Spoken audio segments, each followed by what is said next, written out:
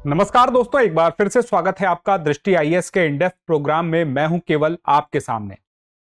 एक बार जरा सोचिए कि आपके आसपास जो मोबाइल, लैपटॉप, स्मार्ट वॉच और इसके अलावा कोई भी इलेक्ट्रॉनिक गैजेट्स जो आप लगातार इस्तेमाल कर रहे हैं, अचानक से वह फट जाए, यानी कि ब्लास्ट हो जाए। और ब्लास्ट इतना जोरदार हो कि शायद जान का भी नुकसान हो सकता है या तो बहुत ही ज्यादा शरीर को नुकसान पहुंच सकता है। और यह सिर्फ किसी एक इंसान के साथ ना हो, आसपास के कई लोगों के साथ ये घटनाएं हों एक साथ एक ही समय पर, तो क्या स्थिति बनेगी। ऐसी ही स्थिति एक देश में, लेबनान में देखने को मिली है बीते कुछ दिनों में। और लगातार ऐसी स्थिति देखने को मिली है कि कई धमाके हुए हैं। और इस धमाकों से लेबनान में यह बात सिर्फ खबर की तरह नहीं फैल गई है, बल्कि पूरी दुनिया में फैल गई है। और इस खबर के साथ एक बात और सामने आ रही है, वो ये आ रही है, क्या लड़ाई करने का, युद्ध करने का, अपने विपक्षी को धमकाने का एक नया तरीका यह सामने आया है या कोई पुराना तरीका ही है। तो चलिए देखते हैं क्या है पूरा मामला। सबसे पहले हम चर्चा के बिंदु देख लेते हैं।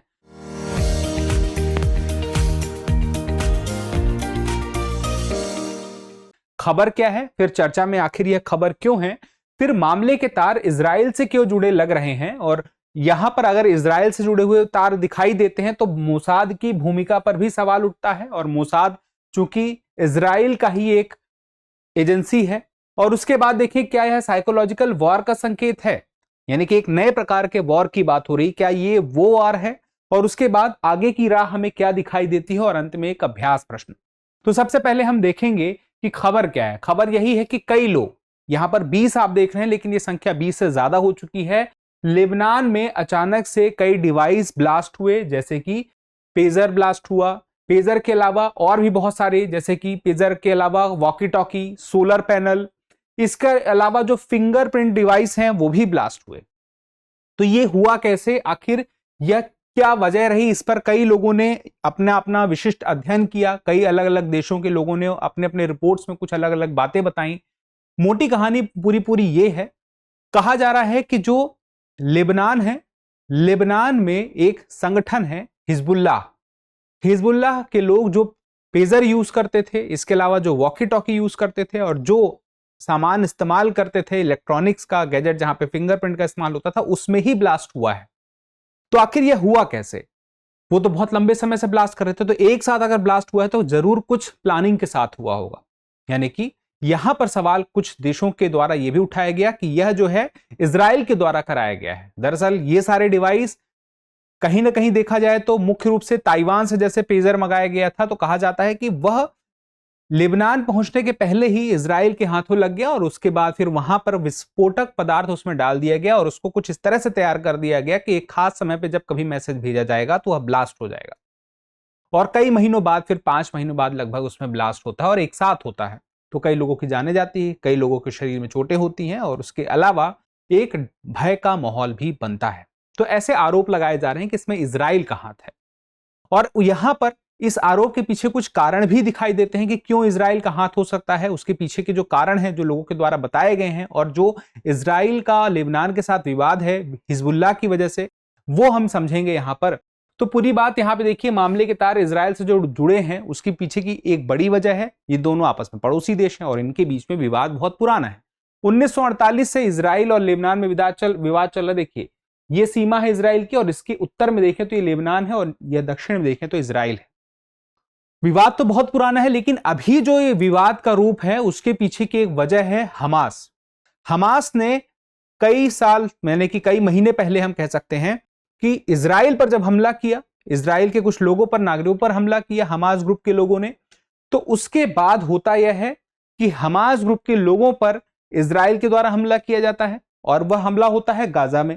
और गाजा में जब हमला होता है, बहुत व्यापक हमला होता है, तो उस व्यापक हमले में लेबनान का जो हिजबुल्लाह ग्रुप है, जिसे वहां पर इजराइल का जो देश है वह आतंकवादी संगठन कहता है, तो वह हिजबुल्लाह ग्रुप इजराइल पर हमला करता है, और यहां पर जवाबी कार्रवाई इजराइल फिर हिजबुल्लाह पर देता है लेबनान में। यानी कि यहां पर भी देखें तो एक तरफ से वार हो रहा, फिर दूसरी तरफ से वार हो रहा है। यहां गाजा पर भी लड़ाई जारी है। तो यह संघर्ष जो है इजराइल दोनों तरफ से कर रहा है। इसके अलावा भी संघर्ष के लिए अलग अलग भूमिकाएं इजराइल के सामने आ रही हैं। लेकिन इसी क्रम में कहा जाता है कि इजराइल ने इसी वजह से कुछ जवाबी कार्रवाई की है, क्योंकि लेबनान के हिजबुल्लाह ग्रुप के द्वारा समय समय पर कई बार पहले भी ऐसा कुछ ना कुछ किया गया है कि इजराइल के ऊपर हमले किए गए हैं। तो इसी वजह से जवाबी कार्रवाई इसको माना जा रहा है। अब आप देखें तो एक ब्लू लाइन इस बॉर्डर को कहा जाता है जो इजराइल और लेबनान के बीच में है, क्योंकि वर्ष 2000 के दौरान उसके बाद तो यूएन ने, जो संयुक्त राष्ट्र का संगठन है, हम कह सकते हैं यूएन बोल सकते हैं, तो यूएन ने क्या किया कि यूएन ने यहां पे इन दोनों के बीच में एक सीमा निर्धारित की, ब्लू लाइन। तो अब यह विवाद पहले भी था, फिर वहां से इजराइल की सेना जब हट गई तो वहां पर फिर भी हिजबुल्लाह जो सदस्य हैं वहां पे पीछे की तरफ लेबनान में दिख जाएंगे। अब देखिए बात क्या है, बात यह है कि मामले के तार इजराइल से क्यों जुड़े लग रहे हैं। उसमें आप ये बात तो समझ गए कि कोई विपक्ष का व्यक्ति है जिससे आपकी पट नहीं रही है, विरोधी है और आपका पड़ोसी देश है। अब वहां पे वो पड़ोसी देश आपके लिए कुछ ना कुछ कार्य सोचता रहता है, कुछ ऐसी चीजें करता रहता है जिससे आपको परेशानी हो रही, तो आप जवाबी कार्रवाई करेंगे। तो जवाबी कार्रवाई में युद्ध के बदले युद्ध होता है, हमले के बदले हमला होता है। और यहां पे एक नया प्रयोग देखने को मिलता है, ऐसा कई देशों के माध्यम से कहा गया है कि इस प्रकार का इस्तेमाल हुआ है कि वॉकी टॉकी पेजर में हिजबुल्लाह जो यूज कर रहा था सदस्य, उसमें विस्फोटक पदार्थ जोड़ा गया। तो यहां पे देखिए वो पेजर यूज क्यों कर रहे हैं। पेजर का इस्तेमाल बहुत पहले भारत में भी होता था, आज से 20-25 साल पहले, लेकिन पेजर का इस्तेमाल वो अभी भी इसलिए कर रहे हैं क्योंकि कहा जाता है कि इससे ट्रेस करना, ट्रैक करना बहुत मुश्किल है।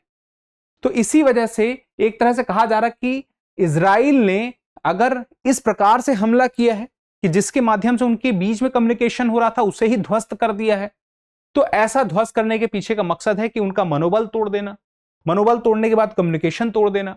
आगे बढ़ने के पहले एक जरूरी जानकारी की दृष्टि के जो विभिन्न सेंटर हैं दृष्टि आईएएस के, चाहे वो करोल बाग हो, चाहे प्रयागराज हो, चाहे जयपुर हो, चाहे लखनऊ हो, चाहे इंदौर हो, यहां पर आप समय समय पर देख सकते हैं कि आपके लिए सामान्य अध्ययन के फाउंडेशन बैच की शुरुआत होने वाली है। जैसे कि 27 सितंबर को सुबह 11:30 बजे से करोल बाग में होने वाली है, प्रयागराज में जीएस फाउंडेशन की 3 अक्टूबर से सुबह 11:15 बजे से होने वाली है, जयपुर में जीएस फाउंडेशन की 7 अक्टूबर से सुबह 8 बजे होने वाली है, लखनऊ में जीएस फाउंडेशन यूपीएससी की 18 अक्टूबर से सुबह 11:30 बजे से, और इंदौर में 23 सितंबर से शाम को 6 बजे से जीएस फाउंडेशन बैच की शुरुआत होने वाली है। तो इन बैच की जानकारी अगर आपको चाहिए तो आप इन सेंटर पर जा सकते हैं, यहां से जानकारी प्राप्त कर सकते हैं जिस भी सेंटर में आपको जाना है। और कोई जानकारी चाहिए तो आप इस नंबर पर कॉल भी कर सकते हैं 8750187501। चलिए अब आगे बढ़ते हैं हम। यहां पर मोसाद की भूमिका पर सवाल उठते हैं कि इजराइल के द्वारा अगर कुछ किया गया है तो वह कैसे होगा, मोसाद के माध्यम से ही होगा, क्योंकि मोसाद जो है खुफिया एजेंसी है और मोसाद वह एजेंसी है जिसने पहले भी कुछ ऐसा किया है। कहा जाता है कि जब म्यूनिख ओलंपिक हो रहा था जर्मनी में 1972 में, तो 1972 में क्या हुआ कि कुछ एक लोगों का ग्रुप था फिलिस्तीन का, और उन ग्रुप के द्वारा म्यूनिख ओलंपिक में जो इजराइल के खिलाड़ी गए थे उनका कत्ल कर दिया गया और 11 खिलाड़ियों का कत्ल किया गया। तो उसका बदला मोसाद ने लिया इजराइल के लिए, और मोसाद ने एक ऑपरेशन चलाया, ऑपरेशन रैथ ऑफ गॉड, और जो लोग उसमें शामिल थे उस साजिश में उन लोगों को भी उसने मार गिराया। तो यह बहुत लंबा ऑपरेशन था, बहुत बड़ा ऑपरेशन था। तो यहां पे मोसाद के लिए यह कहा जा रहा है कि वह अपना बदला इसी तरह से लेता रहा है, पहले भी प्लान करके, और इस बार भी उसने कुछ वैसा किया है।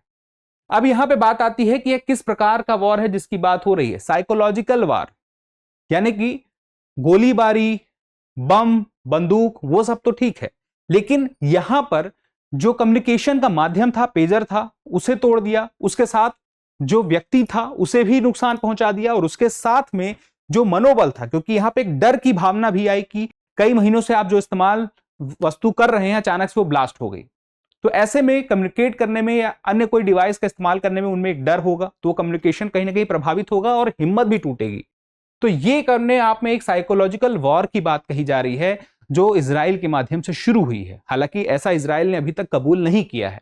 अब यहां पे ये बात जान ले कि ये सिर्फ बात यहीं तक रुकने वाली नहीं है, क्योंकि अब देखिए अब चीजें चूंकि आगे बढ़ेंगी तो कहा जा रहा है कि लेबनान और इजराइल के बीच में संघर्ष बढ़ने को मिल सकता है, क्योंकि अभी हम देखें तो इजराइल ने हवाई हमले भी लेबनान में किए हैं हाल ही में, और उसके बाद हम देखें तो कम्युनिकेशन सिस्टम को तोड़कर मनोबल को कमजोर करने का यह तरीका तो हर देश अपनाना चाहेगा, हर देश अपनाएगा कि अपने विरोधी का कम्युनिकेशन सिस्टम वह तोड़ दे, चाहे वह कोई भी देश हो, अपने दुश्मन के साथ ऐसा करेगा। ये एक नया तरीका अलग अलग तरीके से इस तकनीकी दुनिया में यानी कि डिजिटल वर्ल्ड में अलग अलग तरीके से अपनाया जा सकता है। अब चलिए आज का अभ्यास प्रश्न देख लेते हैं। मोसाद किस देश की खुफिया एजेंसी है? लेबनान, इजराइल, अमेरिका या ईरान? जवाब आप जरूर दीजिएगा कमेंट करके, क्योंकि आप जब जवाब देते हैं तो हमें और बेहतर करने की प्रेरणा मिलती है। फिलहाल के लिए इतना ही, जल्दी मिलते हैं अगले एपिसोड में। तब तक के लिए स्वस्थ रहें, मस्त रहें और पढ़ते रहें। धन्यवाद।